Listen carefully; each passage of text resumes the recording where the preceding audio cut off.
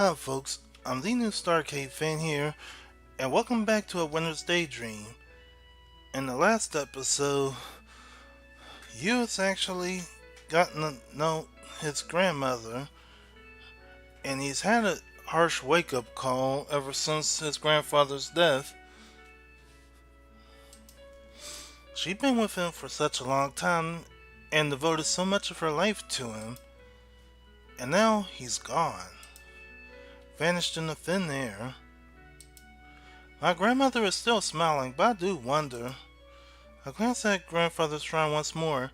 His photograph looks back at me, his eyes unblinking. Unfortunately, a photograph can't bring back what has been lost.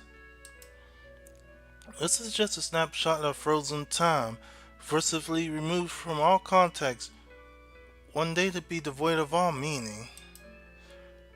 What were photographs like these have 50 years from now? 100, 500? Who will remember my grandfather when the rest of his family has gone? A knot twisted my stomach. Outside, the wind continues to howl.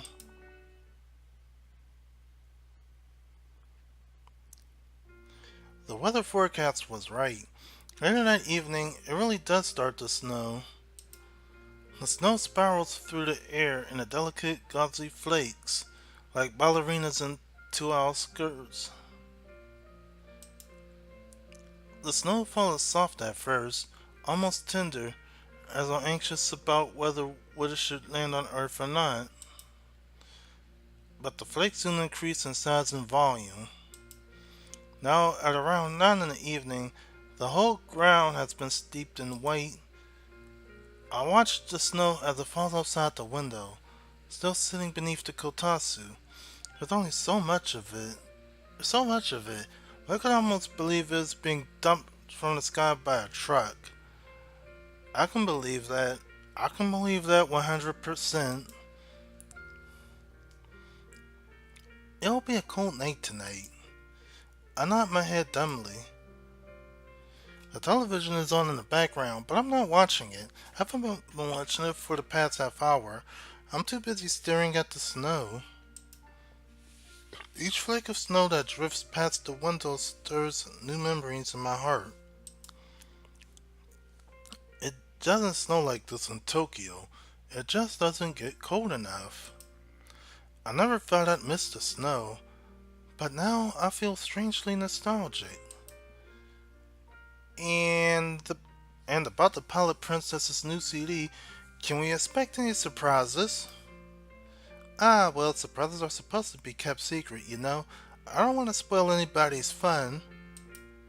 Ha ha, evasive as always, but that's why we love you, Aina. All women need to have one or two secrets, even those who spend their lives performing.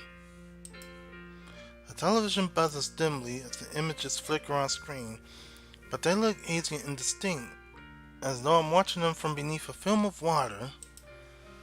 A man in a gray suit sits on the couch, and a group of girls clad in gingham face him, spoken with a wink that would make man's heart flutter. If you've fallen for the charms of the adorable Aina and her group, Pilot Princess, please consider supporting their newest release. The ever-popular idol trope. But then again, if you've played Star Nova and completed it, you're gonna see how hardcore it really can be. And again, for latecomers, what's your latest CD called? Dreaming in December. That's very appropriate. Do you know that group, you? I turn, turning my eyes away from the window. I look over the girls displayed on TV.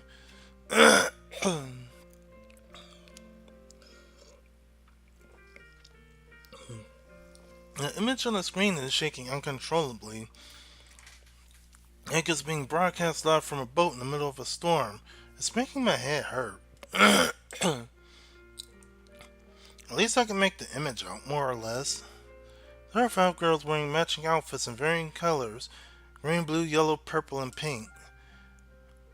I think the girl sitting in pink is in the center is the leader. Aina, was it? I know what I think Otoko likes the group, but I'm not interested in idols.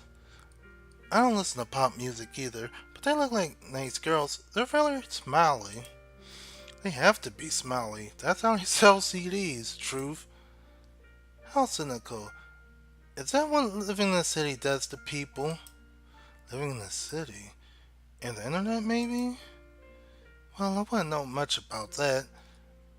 I never gotten along with the so-called World Wide Web. Well, yeah. That part I can understand too, because most other folks trying to do anything online will get themselves into trouble. And well, it's a frustrating endeavor. My grandmother makes the quotation with her fingers when she says it, as though the internet is some kind of strange voodoo magic far beyond our understanding. Well, the people who aren't familiar with the internet, it might as well be voodoo magic. I don't understand how it works myself. It's a good thing I'm studying law, not computing. Kanami tried to set me up with one of his old monitors in Otoko. Sorry Otome lent a hand, but Yukinari couldn't wrap his head around it. I can't neither. I guess you don't need to worry about it. I try not to. I know I'm a relic of the past. Oh no, you're not a relic exactly. A fossil then? Well, you don't need to worry about hurting my feelings. I know where I stand. I'm nothing like those girls. What girls? The ones on the television? The ones on the television. Those girls look so bright and cheerful, even though they're wearing such short skirts. I never would have been allowed to wear a dress like that when I was their age. My poor mother's heart would have stopped beating.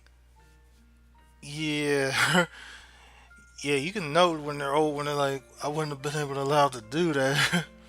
Times are changing. That's right, I'm beginning to notice it more and more. I just can't keep up with you young people.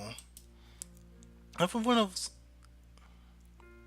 half of what Otoko says goes over my head, I'm afraid. All this talk about boy bands and fashion and TV shows, you shouldn't pay any attention to Otoko. Her head is as empty as a Halloween pumpkin. Dang. You're so cruel to your little sister. You've always bullied her. Me bully her? I stared at my grandmother open mouth at this fallacy. She hasn't paid. Yeah, did she not pay attention or did she forget? Maybe she doesn't know because we don't visit her enough. I think I need to set the record straight. I think it's the other way around. Otoko has never had a nice word to spare for me. Maybe she doesn't think you deserve nice words, dear. Why not? You did lock her out of her futon closet when you were younger. Oh, yeah. I paused, shamefaced, my self indignant anger spent. Yes, my grandmother's right. I did do that. It happened so long ago, I'd totally forgotten. I think Otoko was trapped in that cramped, musty closet for half an hour until my parents realized she was missing and organized a search party. You say you're getting on in years, but you have a better memory than I do. How could I forget? You caused such a commotion. Well, I guess I used to be a brat when I was younger. Most children behave badly. It's nothing to be ashamed about. But I don't know if you ever apologized to her. My grandmother gives me a piercing look. Yeah, the look. That legendary look. Meaning, if you get it, you better stop being an asshole right away. Did you apologize, you? No, but it was so long ago. Not like it matters anymore. That's what you might think. But these little things can stay with people. Women are incredibly good at holding grudges. You better take that advice to heart, you, because she is correct. Because if you see make a woman mad, it can be week from now, a year from now, or 50 years from now. They're not gonna forget that. Are you speaking from experience? I'm afraid that's a well kept secret. My grandmother taps his ivory nose with one finger and not suppress a shudder. Oh no, wayward woman tried to take my grandfather away from my grandmother. when she was in the primary youth. If she was anything like Otoko is now, I'm sure her vengeance would have been swift and painful.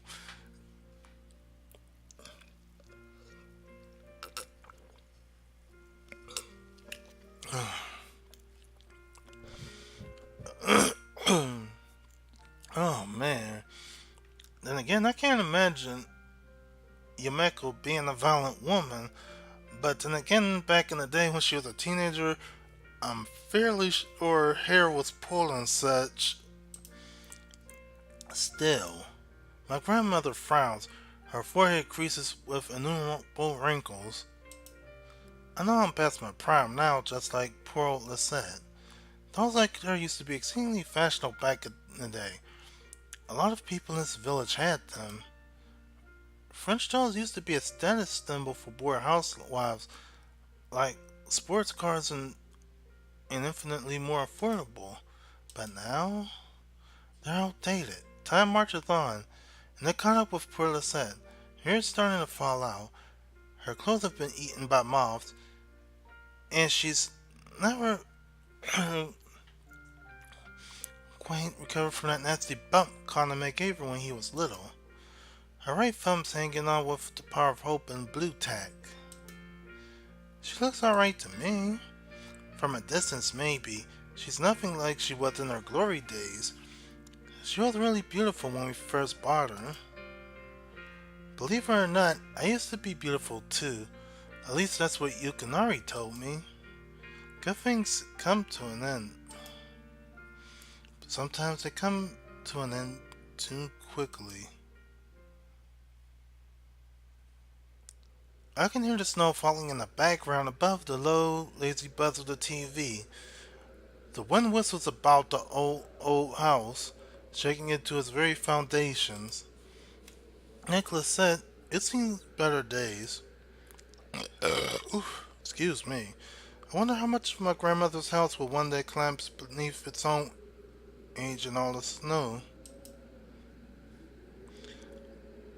Will that last longer? What will last longer, my grandmother or her home? I don't know much about my grandmother's past, but perhaps that's because there's so little to know. She was born and raised in this tiny village. She never left, save for an odd trip or two to Tokyo and our honeymoon in France. She never had any reason to leave either, because life was comfortable here, in all its simplicity, and she had no desire to move. Life was simpler back then. Maybe that's because the internet had yet to be invented. It's hard for me to believe, but my grandmother grew up in an era without the World Wide Web, as she calls it. And when people wanted to unearth new information, they went to the library or asked around the neighborhood. Progress is really amazing, but people always get left behind. In my grandparents' case, it can happen quite literally as more and more residents of the village begin to move outwards in search of new jobs. All the young people left while their aged parents stayed on. No new blood came in, so this village stagnated. In a few years, all these old people will be no more, and this place will be completely empty. A ghost village, filled with carcasses of these ancient, uninhabited houses, just like the discarded shells of the cicadas. The populations of cities will continue to swell, while the countryside villages such as these will fade away. The village is already unmistakably beginning to die.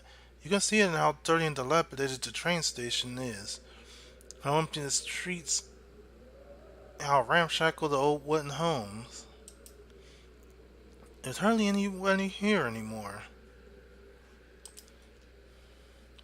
Just the wind and the snow and the stars. And here's where I'm going to end this video off right here. If you liked it, don't forget to like, comment, and subscribe and share. It helps the channel out a lot. Anyway, I'm the newstarcadefan here saying thanks for watching. Have a good day or night wherever you are, and bye for now.